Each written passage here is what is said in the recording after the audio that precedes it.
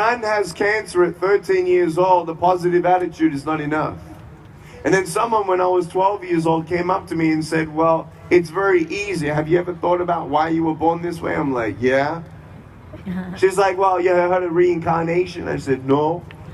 Well, you must have been a bad boy in your last life. And I'm thinking, honey, I didn't even have the fingerprints to this life. She's like, well, are you a good boy now? Are you gonna, you're gonna do good, and maybe in the next life you'll have arms and legs, or even a butterfly. And I'm thinking, are you serious? A butterfly? Do you know how many butterflies I ran over in my wheelchair? I don't want to be a butterfly. And I don't want to die. And I want hope. I know what I don't want. I don't want to be alone. I don't want to live a life without purpose, without love. And one thing that stopped me from committing suicide was the love of my parents. Why?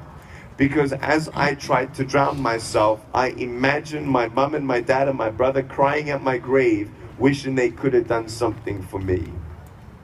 I didn't want to leave them with that pain, so I decided to stay.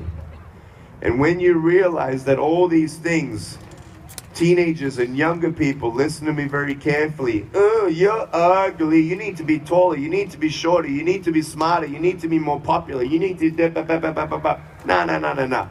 You got to come back to the promises of God. The promises of God says, you are wonderfully and fearfully made. God has not forgotten you. He has more precious thoughts of you than all the grains of sand in the world. God has a plan for you and can cause all things to come together for the good for those who love Him, who've been called according to His purpose.